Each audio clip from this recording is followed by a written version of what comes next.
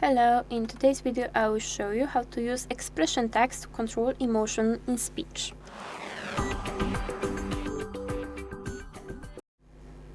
To do that, after we open our app, we need to go to text-to-speech option, click on the settings and choose 11v3 model because it's the only model that it's actually working on. So then we hit apply and I will just paste my script I already wrote. And as you can see, I have some words like sad, angry and whispers in special brackets. And this is very important because these brackets are used as tags. So those two are specifically called emotional tags. Whispers is a delivery tag.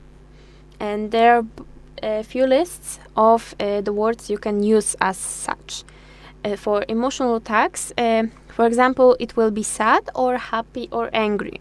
As you can see, I have two of these three written down, like sad and angry. And delivery tag is whispers. It can be also be shouts, calm, and hesitates. Also, you can just look for some of these words or lists in the internet, so it will be easier for you than relying on what I'm telling you here.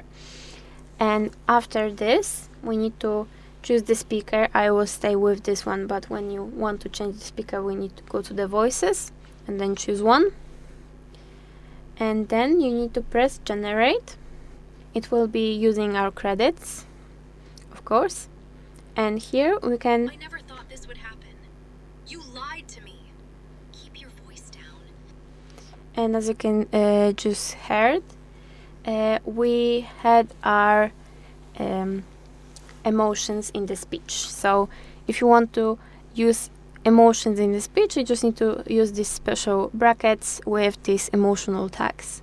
And that's it for today's video. I will see you in the next one. Thank you for watching. Bye bye.